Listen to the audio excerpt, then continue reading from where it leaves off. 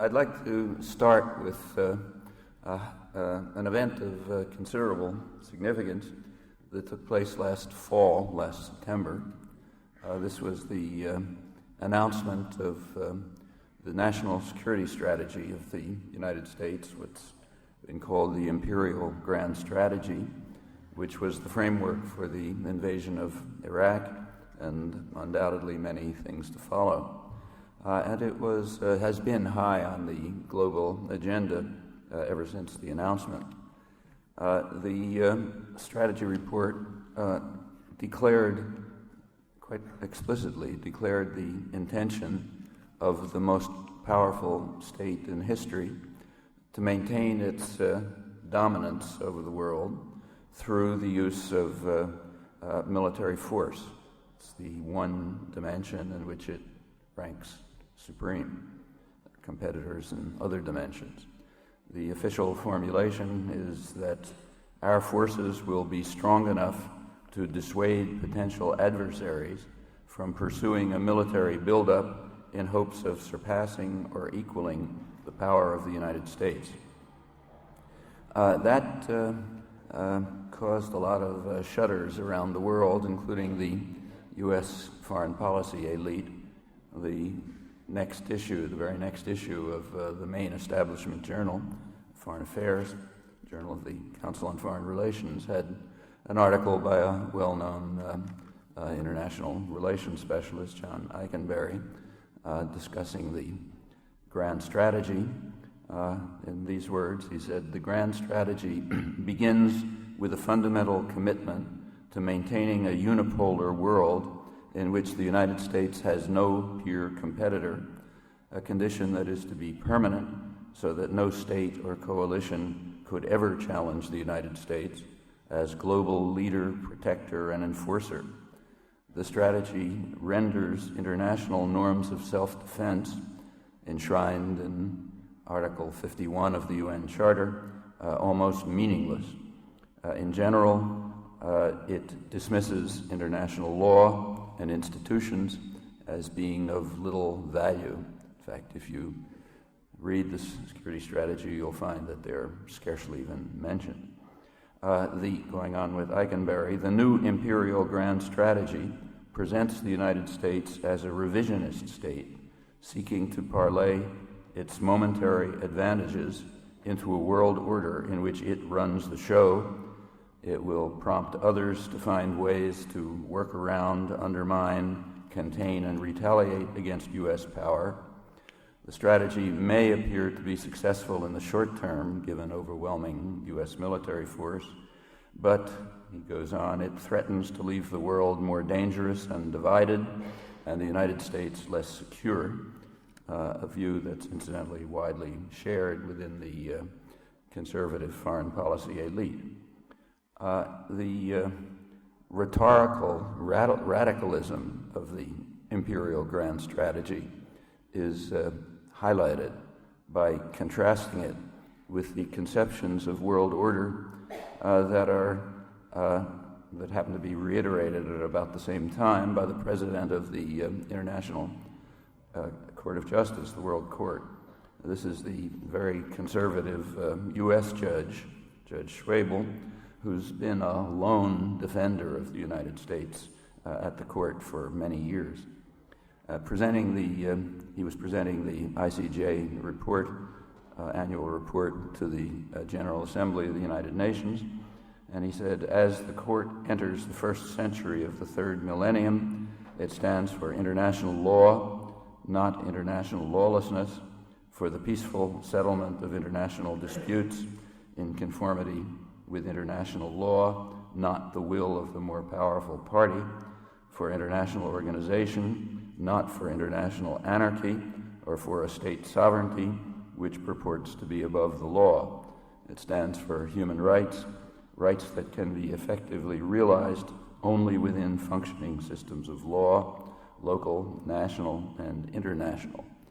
You couldn't construct a more sharper antithesis than this conception from a conservative U.S. justice heading the International Court of Justice, and the Imperial Grand Strategy that was announced shortly afterwards. The Imperial Grand Strategy is often described in the press and elsewhere as authorizing preemptive war. That's a mistake, and an important one. Preemptive war has a meaning within the framework of international law. Preemptive war is on the border of being permissible under the existing framework of international law. So a preemptive war, for example, would be, say, planes were flying from across the Atlantic with the clear intention of bombing the United States, and the U.S. Air Force was sent to shoot them down before they bombed and maybe to attack the bases from which they came. That would be the gray area that's called preemptive war. Might fall under Article 51, which grants the right of self-defense against armed attack. That's preemptive war, but that has absolutely nothing to do with what was proposed on last September. That was it's more accurately called preventive war, meaning you attack someone who you believe may pose a challenge to you in the future. Actually, even the term preventive war is a little misleading because there doesn't have to be anything prevented. So, for example, the invasion of Iraq didn't prevent anything. It was done for other reasons. They wanted to attack Iraq. Preventive war just means war, and it's been extended already in its first instance of the doctrine to include attacking anybody you feel like. Actually, that's been made pretty explicit after the failure to discover the weapons of mass destruction that were the pretext, and I mean pretext because I don't think anybody really expected to find them, that were the pretext for the war. After that's failed and sort of disappeared from the news, a high U.S. official of the Bush administration explained that the doctrine of preventive war goes beyond what had been announced. The original announcement was that we're going to prevent the development of weapons of mass destruction by a potential enemy, and since there weren't any, the doctrine has to be expanded. And now the new doctrine, the new expanded version, says that we can carry out a preventive war against anyone who has the ability and intention of developing weapons of mass destruction. Well, ability everyone has. I mean, Arlington High School has the ability to develop weapons of mass destruction. And I suspect if somebody were to do a detailed inspection of the kind they're doing in Iraq and in the backyard, they'd probably find something left over from the chemistry or biology lab that could indicate that they had the ability to develop weapons of mass destruction. As far as intention is concerned, that's completely in the eye of the beholder. So the doctrine that says we can strike anybody with the ability and intention to develop weapons of mass destruction means very simply we can attack anybody we like on our own authority. And since international laws and institutions are gone, they're simply hot air, as a leading local professor of international law recently put it in Foreign Affairs. That means we just do what we like. We rule the world by force, and nobody can say anything about it. Well, that was last September. One of the events that took place last September. There were two others, also important, though less broad in scale. One event that took place last September, simultaneously with the announcement of the Grand Imperial Strategy, was the beginning of the drumbeat of propaganda about the danger to our existence posed by Iraq. Up until then, it was a sort of nasty place, but starting last September, it became an imminent threat to the survival of the United States. Began with Condoleezza Rice on television, warning that the next thing we'd find out about Iraq would be a mushroom cloud, presumably in New York. Nobody else seemed to expect anything. And shortly after, the Congress was frightened into or railroaded into passing a resolution authorizing the use of force because of the grave threat to the national security of the United States posed by the government of Iraq. And then came a massive onslaught of government media propaganda presenting the message that Iraq was an imminent threat to U.S. security and insinuating that Iraq was responsible for 9/11, was tied up with al-Qaeda and other international terrorists, was planning more. And that had its effects. This is a very frightened country, and it's unfortunately not easy to frighten people. By the end of September and for the subsequent months, a majority of the population came to believe this.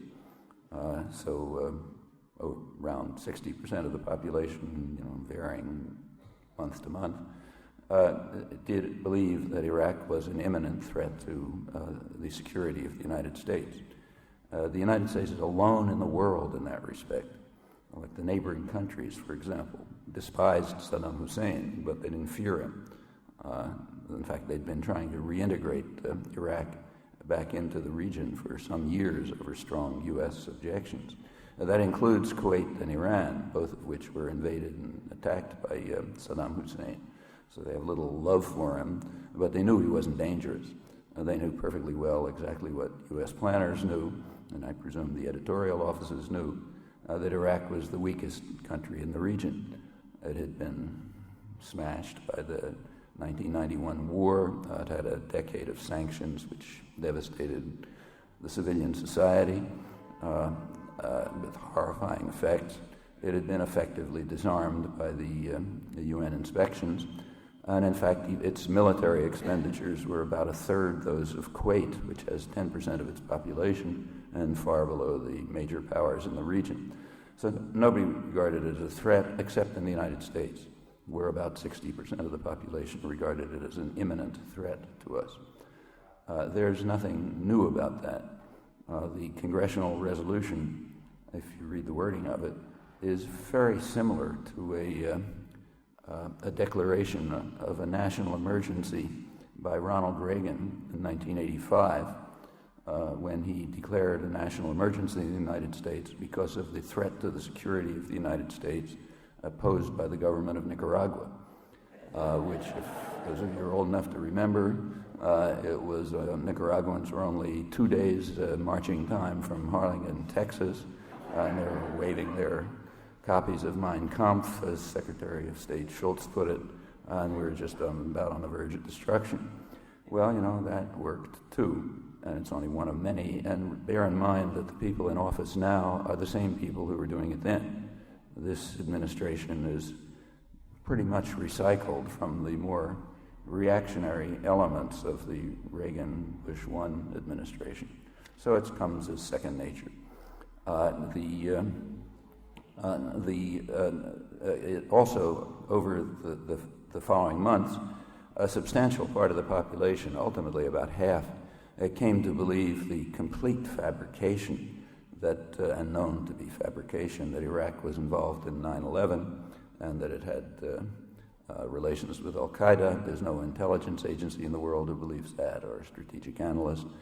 Nevertheless, it was instituted sufficiently by effective propaganda that when Bush gave his victory speech on the Abraham Lincoln, he was able to declare the victory a victory in the war against terror because of the connections of Iraq to al-Qaeda, which were fabricated by his public relations specialist, as he probably knew.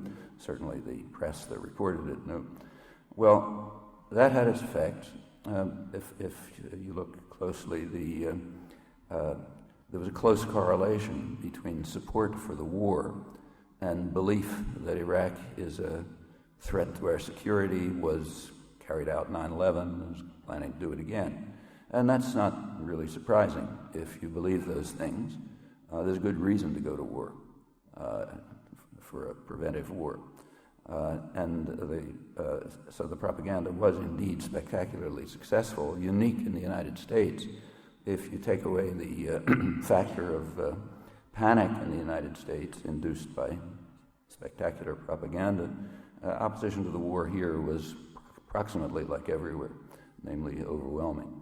But this is here. That's what we're worried about. That was the second major event that took place in September. The third major event connected with it was the onset of the congressional midterm election, also in September. And that is connected. It was understood. In fact, Karl Rove, the administration campaign manager, had already informed Republican activists over the summer that that they'd better go into the election on a national security issue. If they went into the election with people worrying about pensions and medical aid and Enron and the rest of the familiar litany, then the administration would get smashed. But if they could shift it to national security issues, they had a chance. People will, especially a frightened population, does tend to huddle under the umbrella of power. And it barely worked. They sort of sneaked through the election by a couple of tens of thousands of votes. And if you look at the exit polls, people maintained their preferences for the parties, but they shifted their priorities. So, yes, if you cared about medical care and your pension and so on, they would be opposed to the administration. But if concern about security overwhelmed it barely, so they managed to sneak by and get another 2 years of power. And Karl Rove has already announced that that's what they're going to have to do for the year for the presidential election. In fact, the Wall Street Journal, one of the more honest journals, report during this Abraham Lincoln extravaganza a couple of weeks ago, this staged event, pointed out that that's the opening. That's the opening of the presidential campaign. The presidential campaign is going to have to be conducted with the created image right out of central casting of the war president who saved us from destruction by Iraq and is by then going to be saving us from destruction from some new dragon that he'll be slaying. The Republican campaign was delayed, so it opens in mid-September in New York, September 12th. You can write the speeches right now. Okay, but that's the way it's going to have to be done, and they understand it perfectly well. They are carrying out a major assault against the general population. They know it, people know it, and you've got to divert attention away from it, and there aren't a lot of ways to do it. The only way that anyone's ever figured out is fear. For the people in Washington now, it is second nature. That's the way they're following a script which is very close to their first tenure in power, 1981 to 1992. Just take a look at that period, and you see the script laid out very clearly. Through that period, too, they instituted domestic policies which were quite harmful to the population. Wages stagnated or declined. Working hours went to the highest in the industrial world. Poverty rates were the highest in the industrial world. There was a major attack on labor rights and so on, and that was extremely unpopular. In fact, Reagan ended up in 1992, after the Bush administration was over, as the most unpopular living ex-president in the United States, with the exception of Nixon. Nixon slightly beat him out. And that was true right through the 80s. So when Reagan won what's called a landslide victory in 1984, meaning he got about 30% of the electorate, by a considerable majority, people who voted opposed his legislative program. They voted for other reasons, among them fear. There was constant pushing the panic button right through the 1980s. It started right away with Libyan hitmen wandering the streets of Washington in 1981, going to assassinate our cowboy leader who was hiding in the White House behind tanks. Managed to save that. Before that was just managed to barely get out of that one, and the Russians were building an air base in Grenada which they were going to use to bomb the United States while, the U.S. Air Force stood helplessly by. But we managed barely in time to save ourselves from that one, and we were standing tall, as the cowboy leader told us. 6,000 U.S. Special Forces succeeded in overcoming the resistance of about a couple of dozen unarmed Cuban paramilitary workers, and they got 8,000 medals of honor for it, but we were safe. After that came Gaddafi was at it again.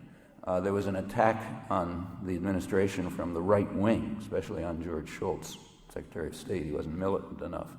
And fortunately, they discovered a Libyan invasion of the Sudan across 600 miles of desert, again with the U.S. and Egyptian air forces unable to do anything about it. The plot was so well hidden that neither Egyptian nor Sudanese intelligence knew about it, and the few American reporters, very few, who went to investigate, of course, found that it was a total fraud.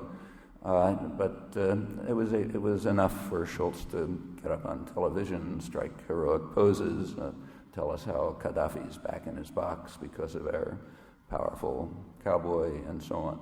Then came the Nicaraguans, 2 days marching time from Texas, and then it went on and on, one thing after another. A lot of it was domestic.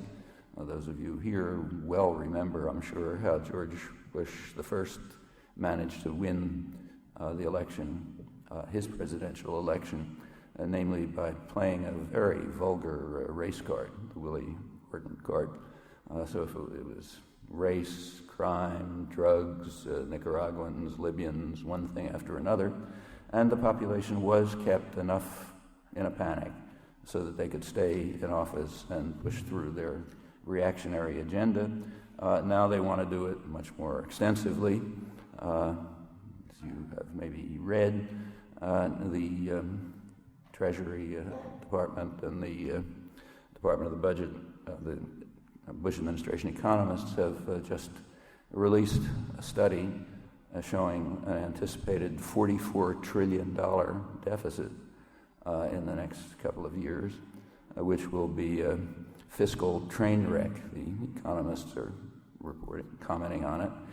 It was kept out of it was supposed to go into the budget last February, but they kept it out because they didn't want people to know about it when they're trying to push through another tax cut for the rich. And almost everyone recognizes this is on purpose.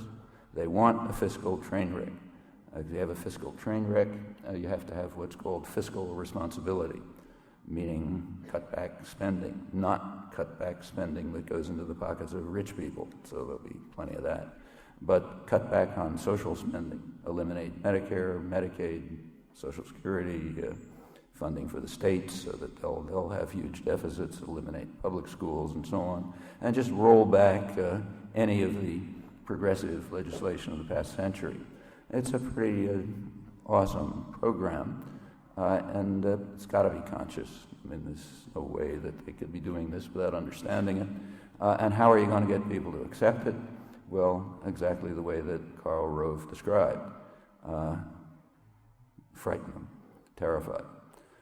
That's what happened last September, and that's what's going to happen for the next election. That they understand, and it's hard to miss it. So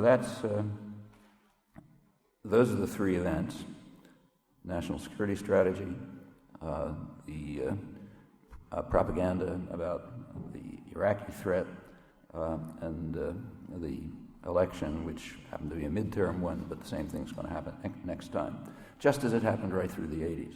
I mean, we have to really be blind not to see that the script is being replayed in a much more extreme form.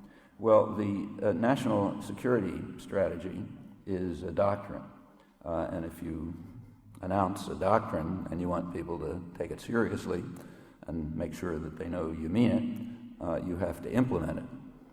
So you have to have what's called a test case, or what the New York Times called a Petri dish, to make people understand you really mean this. Well, the test case for the doctrine has to meet several conditions. First of all, it has to be defenseless. I mean, nobody, their brains functioning, would attack anybody who can shoot back. So you have to pick a defenseless country and it has to be one that's important enough to conquer. So there's no use picking some country in Central Africa that nobody wants. Thirdly, you have to be able to present the target as an awesome power, either about to commit genocide or about to destroy us. Okay, Iraq qualified on all three counts. It's completely defenseless, and they knew it. It's very important. It's right in the heart of the major oil-producing regions of the world. It itself has the second largest reserves in the world, and controlling those resources has been a centerpiece of U.S. policy since the 1940s, Britain before it. And it's not hard to portray it as an ultimate evil.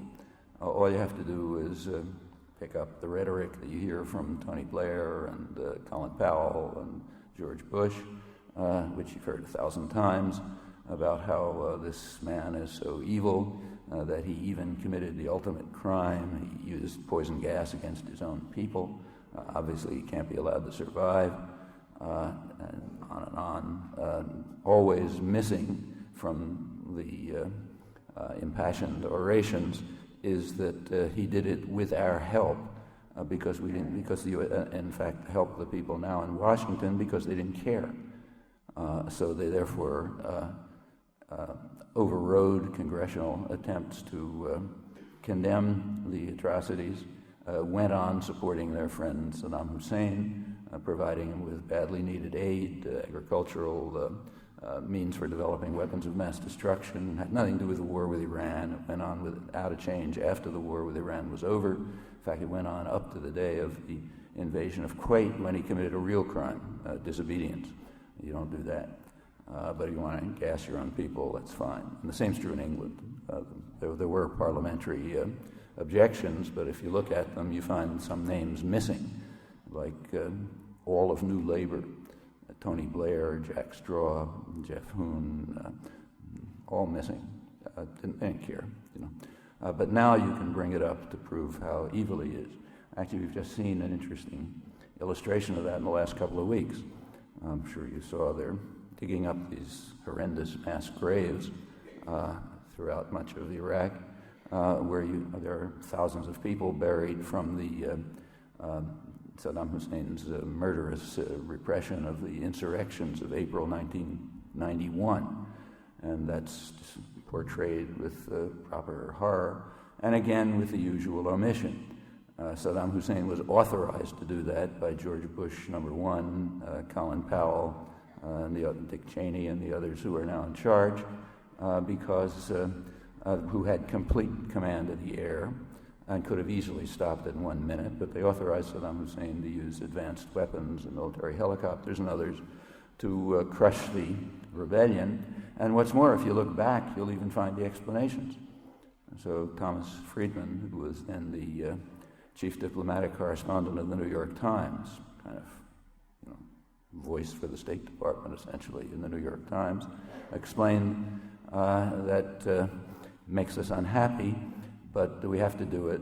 He said the best of all worlds would be an iron-fisted Iraqi military junta ruling Iraq the same way Saddam Hussein did, but without his name, because he's an embarrassment.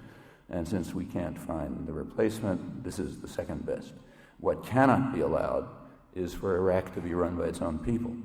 That would be unacceptable. And if there was rebellion, that's what would have happened. But that can't be tolerated. And in fact, the one consistent strain in U.S. policy over the years has been that. Other things vacillate, but the consistent part is they're not going to run it. Either we'll run it or some vassal will run it. Well, none of this is secret, you know. Read it right in the New York Times or anywhere else in 1991, but it's somehow miraculously missing. In any event, Iraq met all three conditions, given appropriate subservience and subordination on the part of the educated classes, which is not hard to get. It's defenseless. It's extremely important. And it can be portrayed as the ultimate evil, and indeed was. And certainly no one who supported Saddam Hussein and those actions should have impunity, which happens to include everyone in the White House right now. but that part isn't mentioned.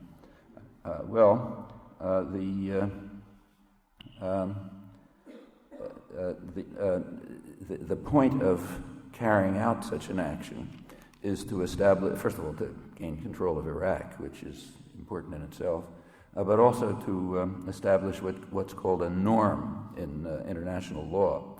You have a doctrine, you apply it, that establishes a new norm. Of course, norms aren't established when weak countries carry out actions, only when the most powerful states carry out actions. So, for example, take, say, humanitarian intervention. There's supposed to have been a new norm of humanitarian intervention established in the 1990s. We could debate the cases, but that's the standard version. And some questions arise. Why was the alleged new norm of international intervention, humanitarian intervention, established in the 1990s? I mean, why not, for example, in the 1970s?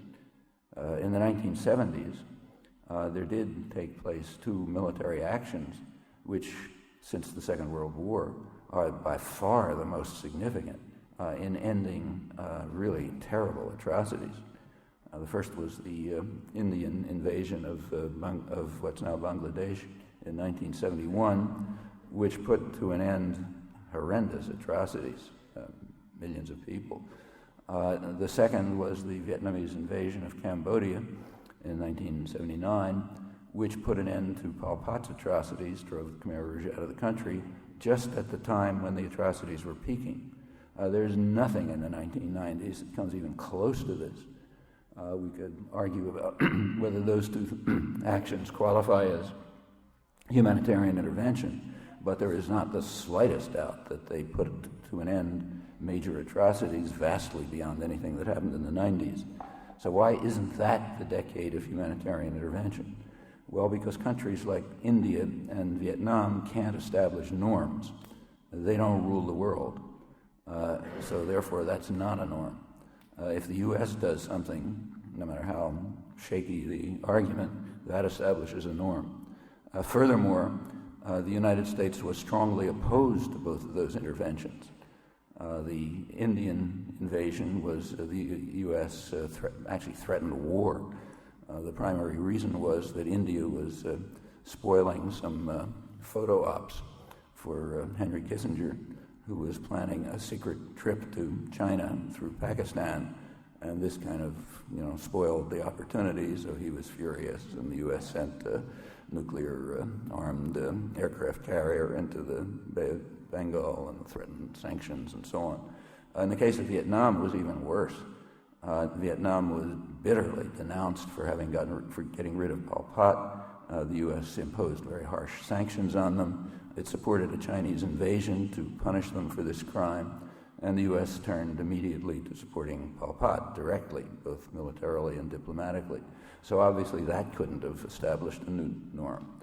But when the powerful states do it, it can be a new norm, and now we read eloquent descriptions in the international law literature about how the new norm of preventive war has been established by the U.S.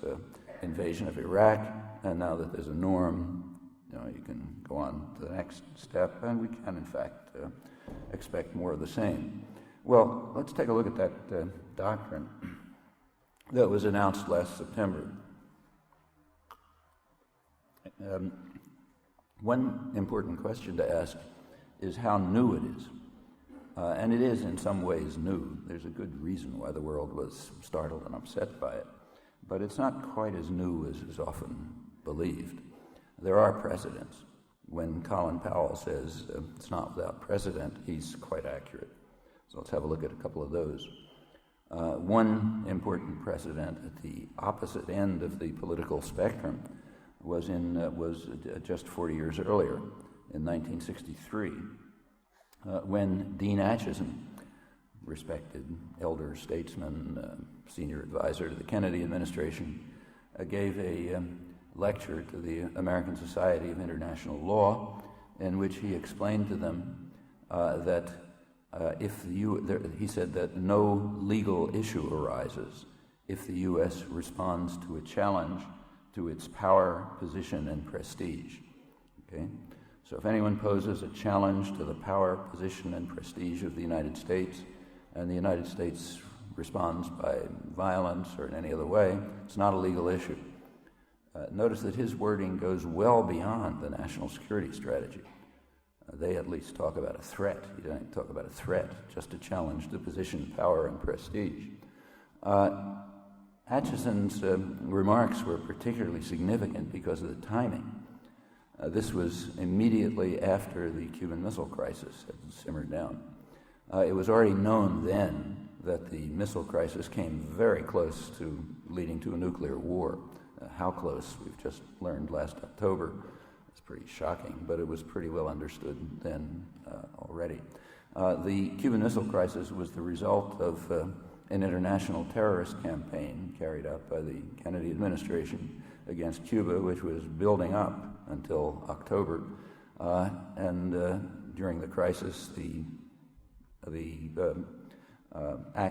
terrorist actions continued. They were briefly called off, and then they were picked up again right after the crisis was over. It was a major factor in the lunatic reaction of putting nuclear-tipped missiles there. This was an international terrorist campaign aimed at regime change. Pretty familiar words these days. Right after that, as the international terrorist campaign and illegal economic warfare were picking up, Atchison explained to the legal profession that there's no legal issue when the United States carries out these actions. Why, incidentally, was it carrying out these actions? Actually, we are lucky to live in a very free society, and we have access to government planning documents beyond any other country in the world, as far as I know. And we know exactly why they were doing it, because a ton of documentation has come out, secret documentation. The problem was what U.S. planners, Kennedy-Johnson planners, called Cuba's successful defiance of the United States. They were defying a policy that goes back 150 years. Nothing about the Russians. The policy of 150 years was that this region has to be subordinated to U.S. power. And they were challenging that, and that was successful defiance, and that's unacceptable. A further, even more unacceptable was the fact that there was a threat, quoting Arthur Schlesinger in internal documents, there was a threat of the spread of the Castro idea of taking matters into your own hands, which might appeal to other people in the region who are suffering from similar circumstances, and that's got to be cut off right away. So therefore, the terrorism and the economic warfare were legitimate, and if they came close to a terminal nuclear war, that's the way the cookie crumbles. We're then going to go on, and in fact do. Well, those are the circumstances of Atchison's statement. That's at the left liberal end of the spectrum. Let's go over to the other end of the spectrum, the right wing, the current incumbents.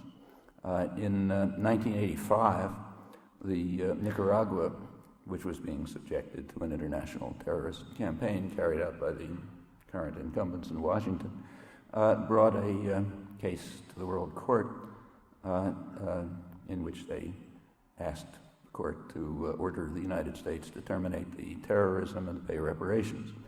The United States refused to accept World Court jurisdiction, and that it withdrew its earlier grant of jurisdiction. And it was explained by Judge Abram Sofair, who was the legal advisor of the State Department.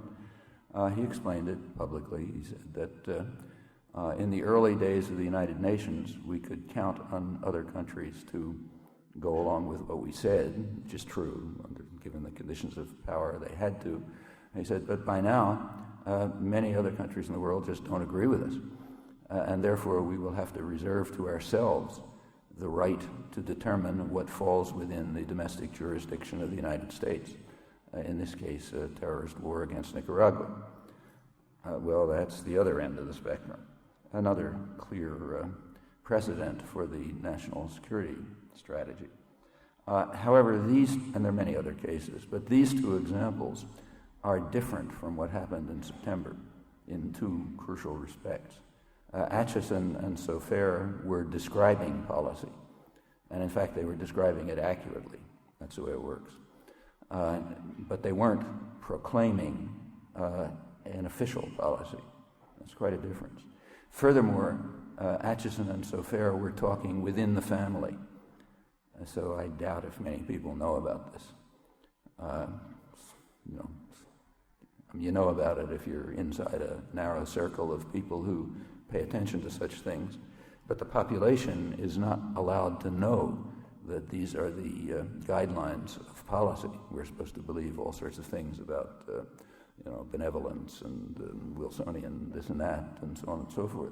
It's only inside closed circles that you're supposed to know about this. On the other hand, the national security strategy of last September was announced loud and clear. They want everybody to know about it. They want everybody to know that we are a revisionist state which uses force to achieve its ends and will do it without limits. That was announced as clearly as possible. The Iraq War made it clear to anybody who didn't believe the words, and that is a very significant difference. There are other precursors, and they're worth looking at too. So just to understand ourselves, which is presumably a good thing to do, the National Security Council, which is the top planning body, was established after the Second World War in 1947. Its first memorandum, NSC number 1, called for military support for underground operations in Italy, along with national mobilization in the United States. I'm quoting it now. In the event the communists obtain domination of the Italian government by legal means. Okay, in other words, there was an election coming up, and it looked as if they'd win. Anti-fascist resistance had plenty of prestige, and Italy had a strong labor movement. But if they won the election by legal means, the United States would declare a national mobilization and support paramilitary and other activities inside Italy to overthrow the government. Okay, that's pretty strong state declaration. Fortunately, they were able to win the election by withholding food and reinstating the fascist police and diverting Marshall Plan aid only to the right people and so on. So they didn't win the election by legal means, but if they had, that's what would have happened. We can go back even earlier. So right before the United States got into the Second World War, before Pearl Harbor, there were high-level meetings going on of the State Department and the Council on Foreign Relations, planning for the post-war world. I mean, they knew this is a big event, the Second World War. They didn't know if the U.S. would be involved, but plainly it was going to have effects. And they naturally carried out careful planning. And the plans are worth reading. They've been public for 60 years, but they're never read. And they're extremely important, not only because they were high-level planning, but because those are the plans that were pretty much implemented after the war. This is the War Peace Studies Group of the State Department and the Council on Foreign Relations. And before the U.S. got into the war in 1940-41, they held that in the post-war world, the United States must hold unquestioned power, and it must act to ensure limitation of any exercise of sovereignty by states that interfere with U.S. global designs. And they recognized further that the foremost requirement to secure these ends is the rapid fulfillment of a program of complete rearmament, which is a central component of an integrated policy to achieve military and economic supremacy for the United States and to bar any exercise of sovereignty that might threaten it. Well, you'll notice that that's the national security strategy, okay? But again, with the same two reservations. It was plans, but it wasn't an open announcement of an official policy. Plans were indeed implemented. And it's inside. It's for the family, not for the general public to know about, even though it was public. Well, at that time, these ambitions were limited to what they called the non-German world. It was assumed at that time that Germany would end up holding some part of the world. And the non-German world would be organized as what they called a grand area, which would include the Western Hemisphere, the former British Empire, and the Far East. After Russia beat back the Nazi armies at Stalingrad, it was clear that Germany was going to be defeated, and the plans were extended to cover as much of Eurasia as possible. Well, that's earlier precedents, differing in the important respect that I mentioned. Losing track of time. Well, let me just make a couple of comments about the implications of all of this. There are some problems in implementing the grand design. Three major problems, one in the oil-producing regions, one in Europe, and one in Asia. They're all kind of the same problem, but different. They show up in different ways. So in the Middle East, the primary concern of the United States has been, and for obvious reasons, control of the world's major energy resources. And there's a disruptive factor there, namely the Israel-Palestine conflict. So one problem is to somehow dampen down that problem and regain the support of the oppressive and dictatorial Arab states, which is kind of shaky because of this. And this is understood. So, for example, Michael Ignatieff at Harvard, who's one of the supporters of the Iraq War, had a long article in the New York Times magazine early January supporting the war, in which he pointed out accurately that the chief danger in the Iraq gamble is to enforce a peace of Palestinians and Israel. Otherwise, the region will remain in constant ferment. It may blow up, and the U.S. will lose its control of the world's major energy supplies. Well, how do you deal with that? Front pages tell you that there's something called a roadmap, which is a map towards the president's vision of a Palestinian state. I'm sure you've noticed that there's a journalistic convention that when you mention George Bush, you have to mention in the same paragraph his vision or his dream or something like that. And there's usually a picture accompanying it of George Bush staring off into the distance at his vision with his eyes narrowed and so on. One interesting thing about these visions and dreams is that although we're supposed to worship them, no one has a clue what they are. Nothing is ever said about what the vision is, and that's important. The public relations people understand that. So if you want to find out something about the vision, you're going to have to look at events, the events of history, documentary record, all forbidden territory that you're not allowed to go into, but that's the only way to find out what the vision is. Well, the fact is that the vision of a Palestinian state is not George Bush's. That was an international consensus back in the mid-'70s.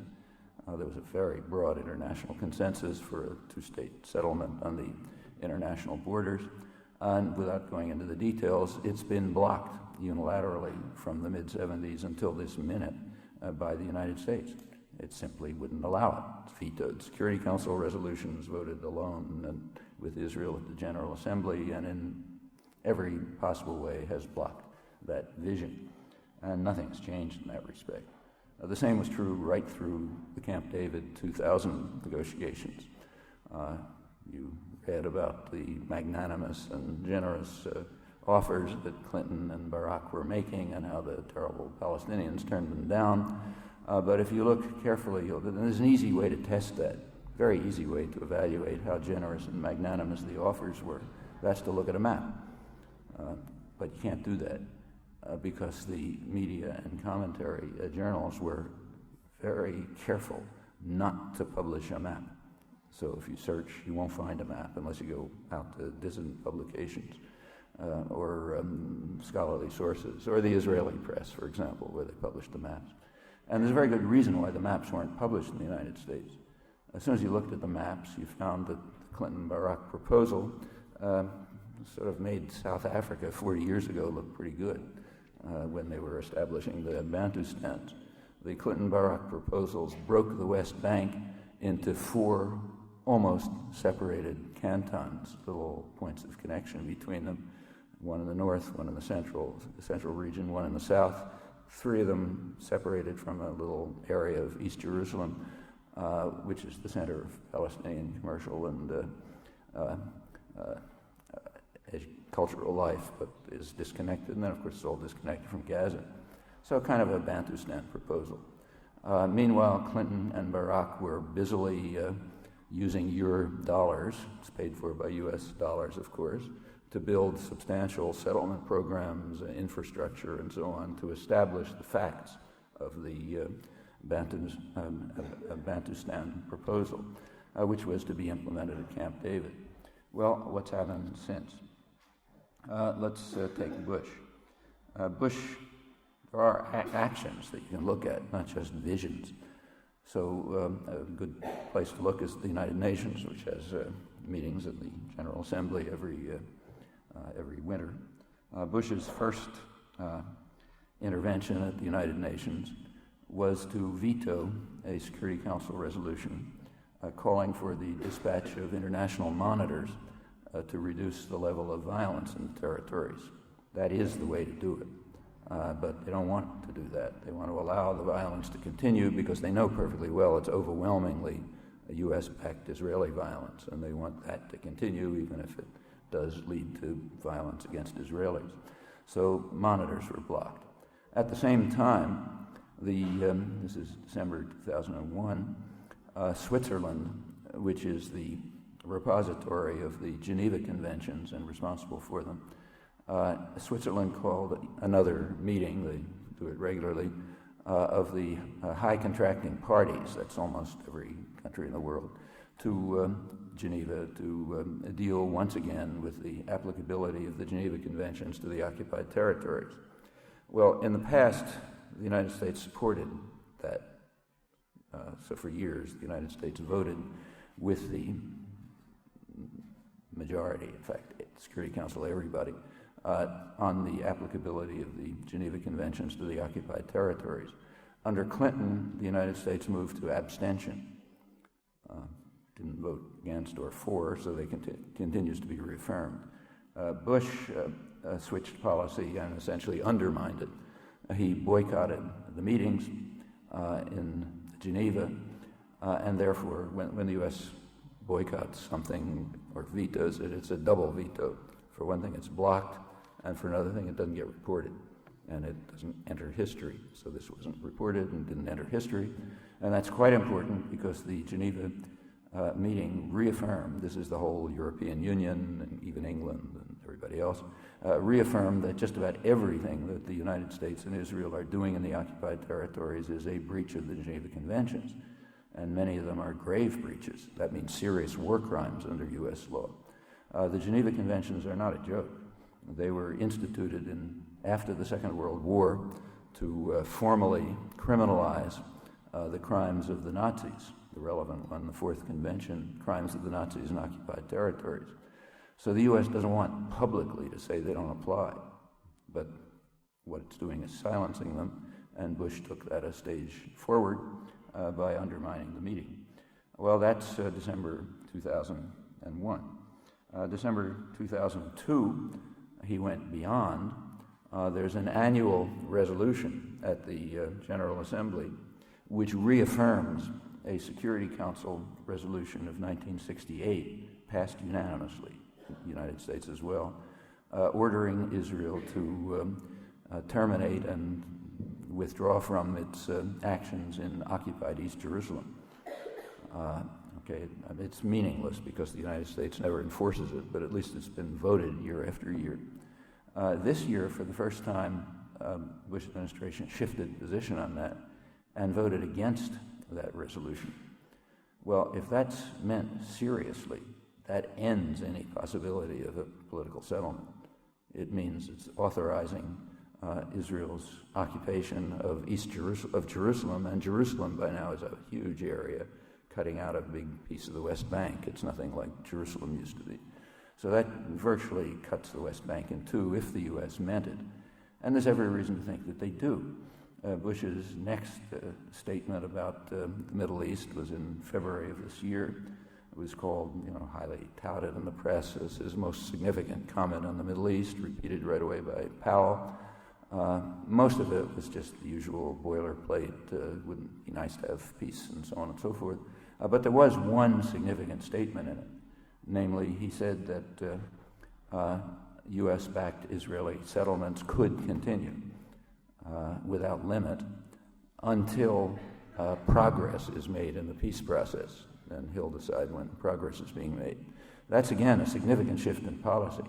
Up until now, there have at least been gestures to say that the settlements are illegal or maybe unhelpful or something, but this was a straight authorization of them. If you look at the roadmap, I won't go through the details, but it essentially repeats that. It says nothing about borders. It says nothing. In fact, it says something vague about terminating what's called natural growth in the settlements, but Ariel Sharon, the official man of peace, as he was called by Bush, immediately told the Israeli Knesset that don't worry about it, you can build there for your children and your grandchildren. So my soulful relation with President Bush guarantees that. And that's correct. So what's happening is just a continuation and extension of the policies of undermining any hope for a peaceful political settlement there. That's if you look at the facts. Of course, if you keep to the vision, well, then you can believe what you like. One final comment, because it's getting too late, but this is a really important topic, so it should be mentioned. Another comment has to do with Europe and Asia, especially Northeast Asia. There's a long-standing problem in post-war international affairs, and that is whether Europe will be subordinated to the United States or will pursue its own path. Okay, Europe's rich place, big place, on the scale of the United States, economies on a scale of the United States, educated and so on. It's conceivable that it might go off on its own path, and that's always been a problem. The United States was in favor of the integration of Europe for all kinds of reasons, but it was wary that it might take off on its own. This was described very lucidly by Henry Kissinger when he was National Security Advisor and Secretary of State back in 1973. 1973 was called the Year of Europe, to celebrate the unification of Europe.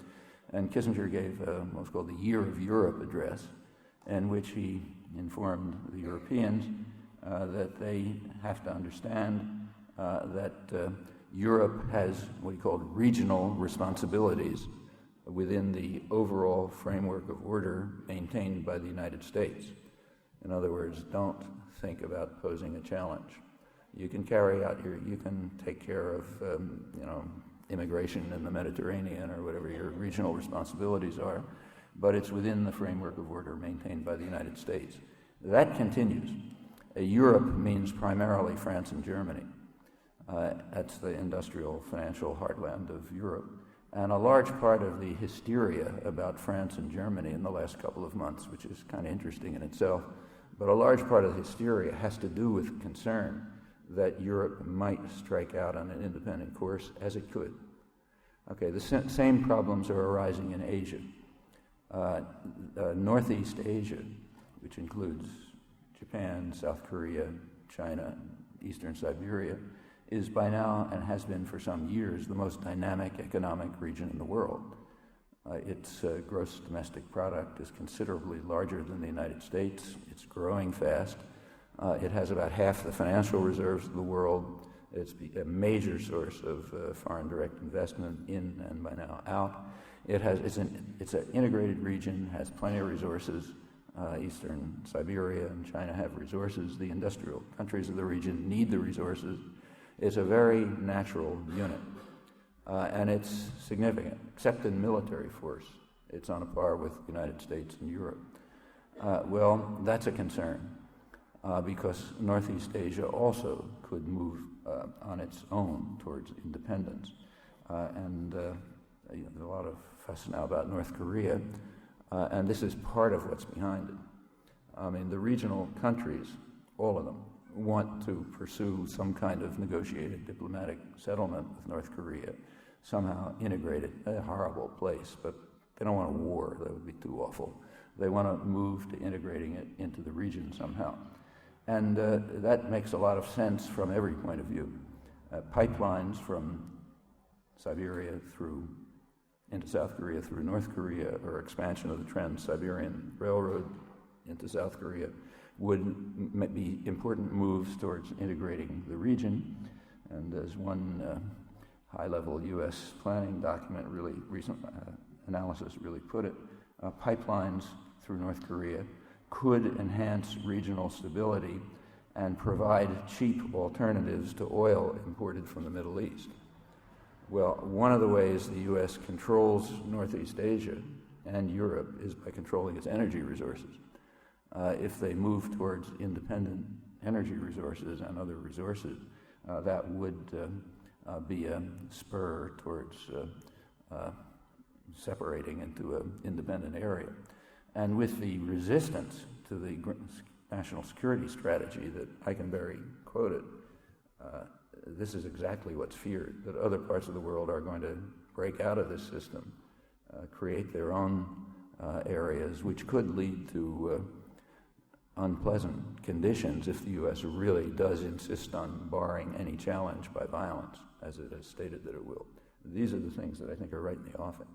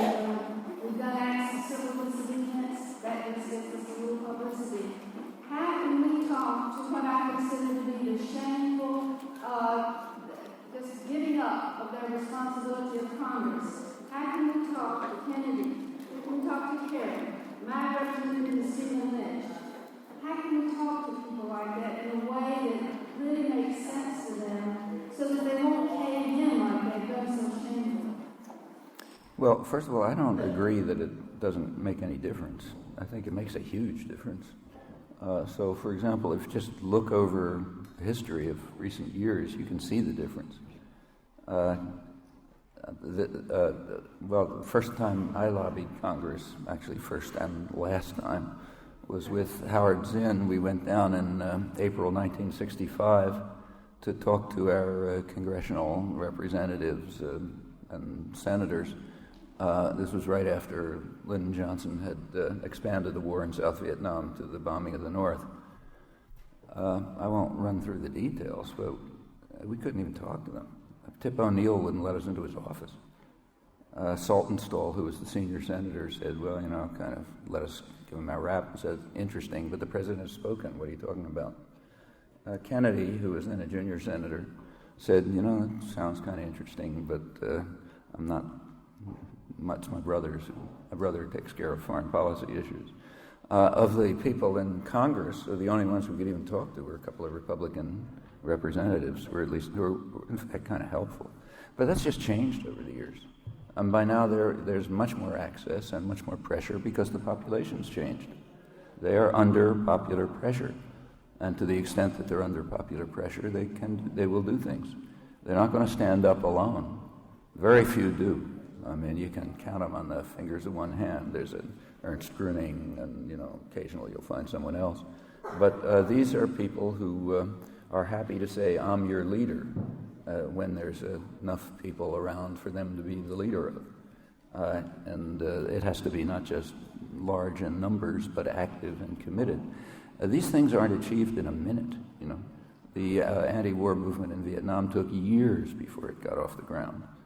The situation today is far more advanced than it was then. You didn't have hundreds of thousands of people on the street before Kennedy started bombing South Vietnam in 1962. It's different. And it's not just that, it's everything else too. Civil rights, women's rights, environmental issues, all sorts of things. The country's just changed. And it's changed because, we all have to understand these things don't happen fast. These are long struggles. I mean, abolitionism took forever, It didn't happen by one demonstration. So you have to create the groundwork for it. And in fact, in the United States, it's my feeling is it's a terrific situation for organizing people. The only way people are kept in line by now is by terrifying them with phantoms, and they are phantoms, and it's not hard for people to get to understand that, but it's not going to happen easily. It's going to take work because people really are afraid, and you can overcome that fear, but only by hard work. How can we make the media quit lying? Pardon? How can we make the media quit lying to us? The media have their own agenda, which is to support power.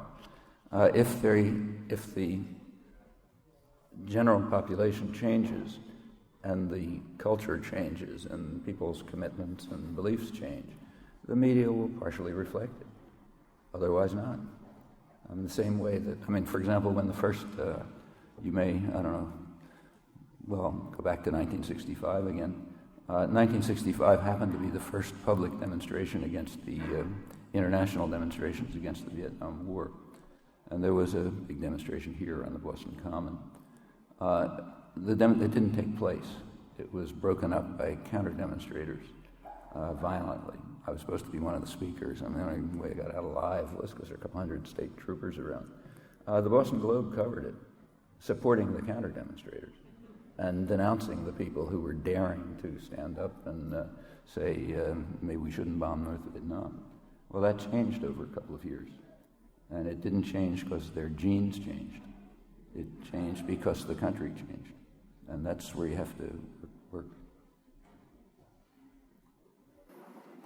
I have two questions. One is, one of the things we talked about the fear that's so easily generated when we talk, and we also laugh and titter, at the stupidity of people being afraid of Saddam Hussein, but obviously it's not anything to laugh about because it is so important to mobilize people. And I wonder how one overcomes this peculiar mystery of a country that's so extraordinarily strong, people feel so extraordinarily afraid. And the other question is, how, given Rove's strategy to make this election about national security, how does one get around it? How do we here, encourage our representatives and encourage the media and so forth, and encourage a switch in that? Or do we have to offer engage with that in some other way rather than going around? Well, if there were a magic key to open these doors, somebody would have told us about it a long time ago. And there isn't. The only way to deal with it is by patient, constant educational and organizing activities. And we have to face reality. It is a very frightened country. It's not new, and it's not just Saddam Hussein. Take, say, crime. Crime in the United States is approximately like other industrial countries. Fear of crime, on the other hand, is way beyond other industrial countries. The same's true of drugs. In other countries like ours, industrial countries, drugs are considered sort of a problem. You deal with them. Here, it's turned into a threat to our survival. If Canada is going to make the perfectly rational move of not arresting people and throwing them in jail forever for having a small amount of pot, people here will go crazy. If they may cut off relations with Canada. Okay, those are things that, those are the results of long and effective propaganda programs. They go way back. And it does go way back. Some of you will be old enough to remember, I'm sure, that back in the early in Lexington, where I live, back in the early 60s when my kids were in school, they were literally being taught to hide under desks in the Lexington schools to protect them from atom bombs. We can laugh, but they didn't laugh, And there's no place in the world where there was anything like this. I mean, for a long time, it's been an extremely frightened country. And that is exploited by unscrupulous leaders. And they're going to try to exploit it for the next election, just as Rove has said. And the only way to deal with this is to get to people and, help them, participate with them so that they can get a sane grasp of reality. And that can certainly be done. I mean, it's been done on all sorts of issues. We don't have to go back very far to see how it's done. I mean, I mentioned a couple of cases. Let me take another one. I mean, there is an original sin in this country, very straightforward original sin, namely, why are we here? What happened to the people who were living here? Well, what happened, is that they were exterminated.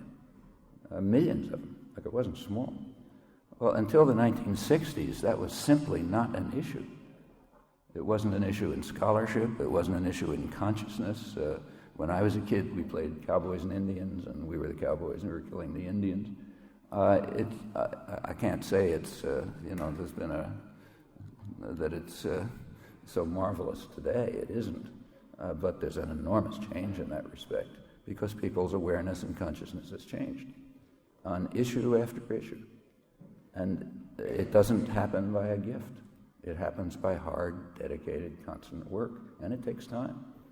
I mean, take something like women's rights. It took centuries before it became right on the agenda.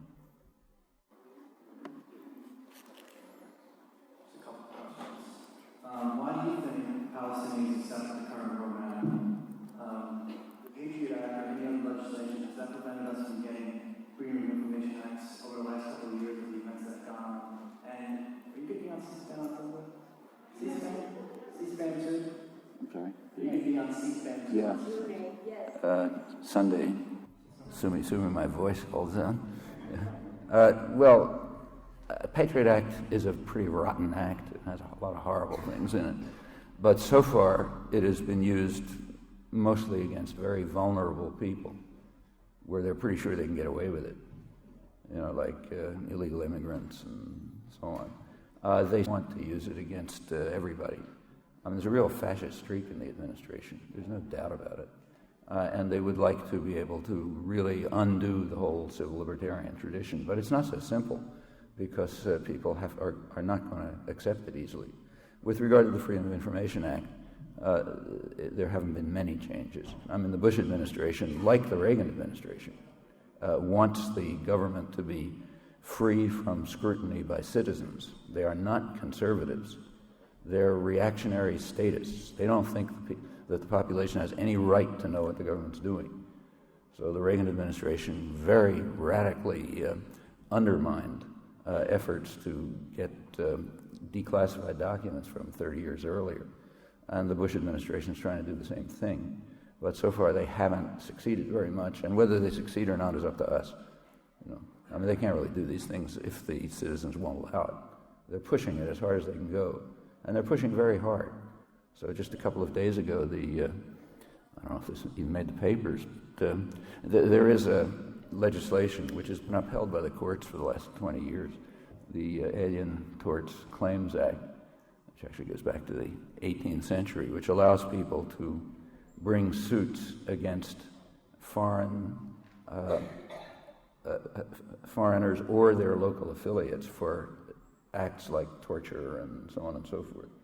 So you can bring a suit in an American court against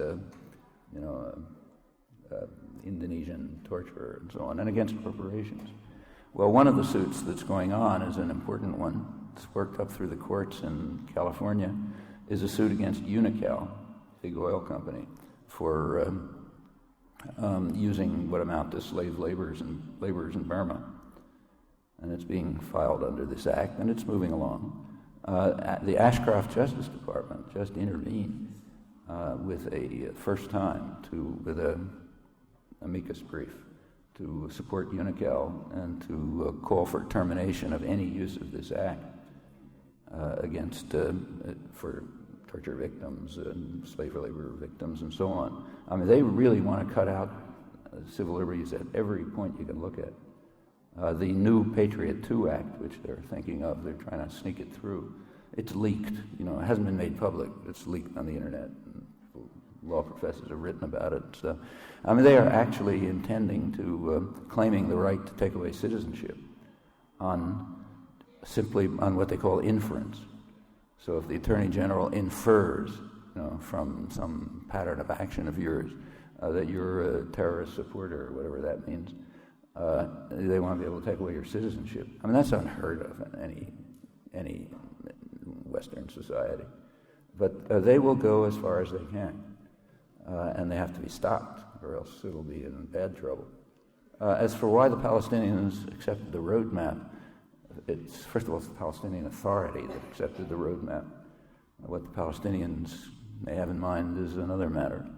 But I can understand why they would have done it. I mean, they don't have a lot of alternatives.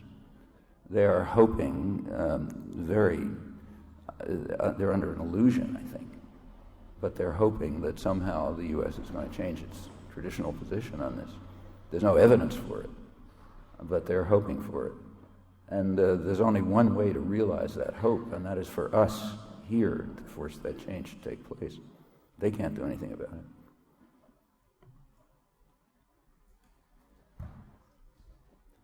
I think we have time for about 2 more questions.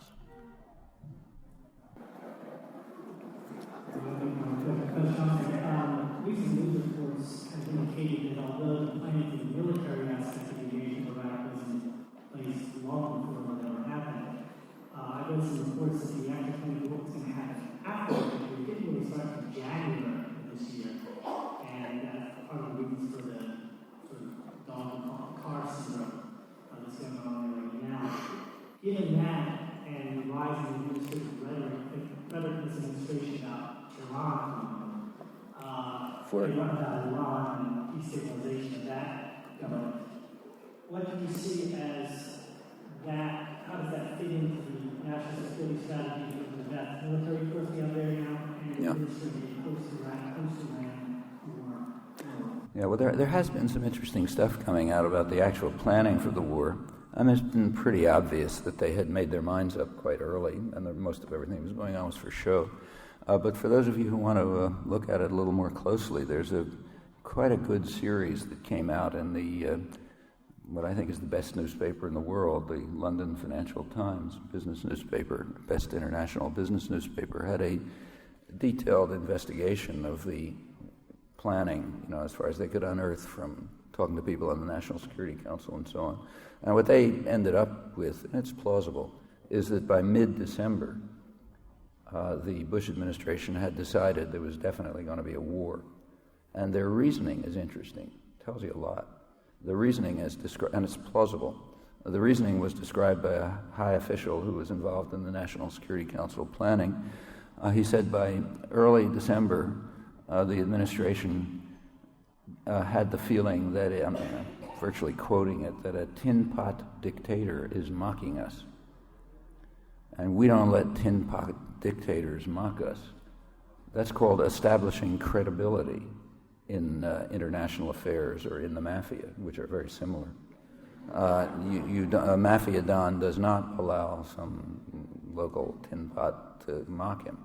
And if you have the biggest military force in the world and you know you're immune from retaliation, you don't let them mock you either. So we'll go destroy the country or whatever we feel like doing.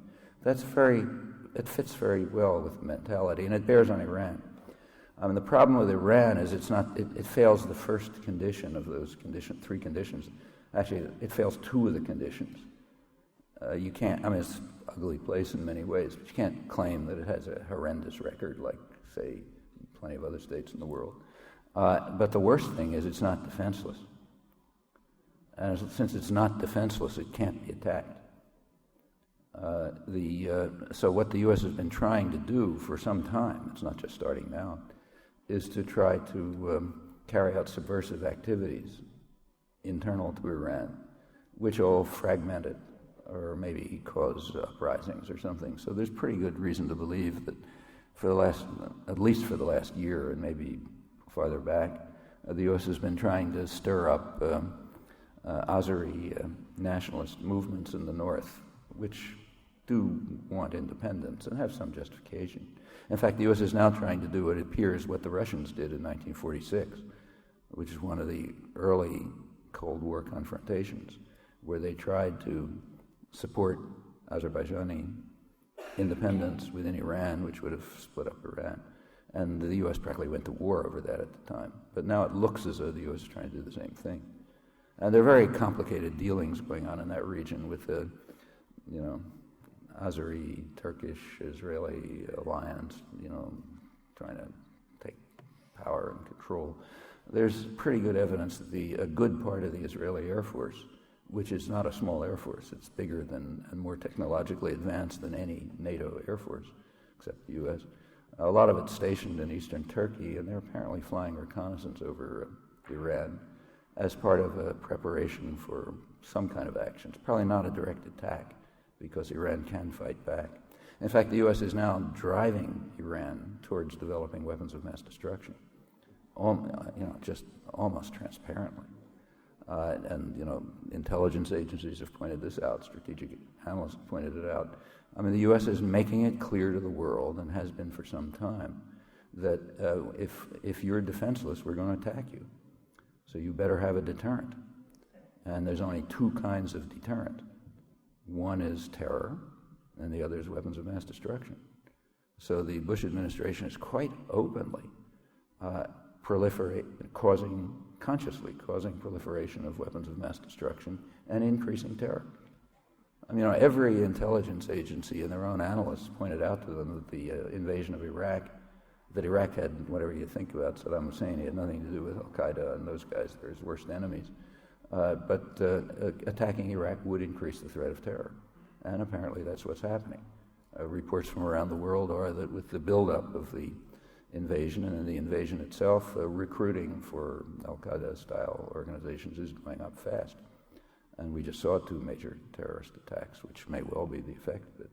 But they're perfectly willing to face that. I mean, they don't want terror, but they don't really mind that much. If there are terrorist attacks or weapons of mass destruction, not nice, but it's of low priority as compared with higher ones, like ramming through the domestic agenda and controlling the world. And furthermore, they know perfectly well that they can exploit terrorist attacks. I mean, there could be a serious terrorist attack in the United States. If you really want to be frightened correctly, take a look at the Hart-Rudman report on terrorist threats in the United States, high-level planning analysis that just came out. Good people. I mean, what they say makes sense. I mean, there's horrendous possibilities. I mean, it's like a cookbook. We could do many of those things without very much talent. And it's going to happen. And it will. You can increase the likelihood of it by refusing to ask where it's coming from. If you react to it by violence, you increase it. I mean, every terrorist specialist knows this. If you look at the grievances, you try to deal with them and so on, well, you can reduce the threat. They're doing the opposite. And the same is true with Iran. I mean, they probably are forcing Iran to accelerate efforts, if they have them, to develop weapons of mass destruction for perfectly sensible reasons. How are they going to defend themselves from a U.S. attack? And maybe to get involved with terrorist organizations, though there's no evidence that they are. The U.S. claims that they're involved with terrorist organizations, but you have to look at the definition of terrorist. So high on the U.S. list of terrorist organizations, very high, is Hezbollah.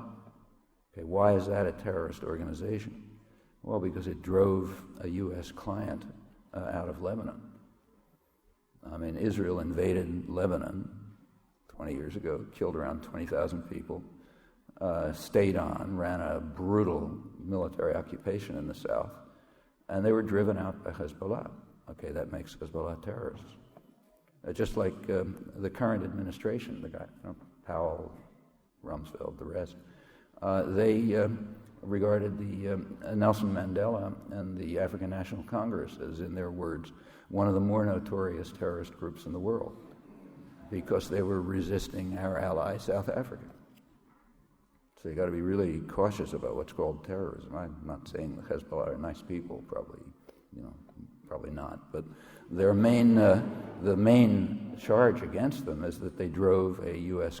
client out of an illegal military occupation. And it's undoubtedly true that Iran is supporting them.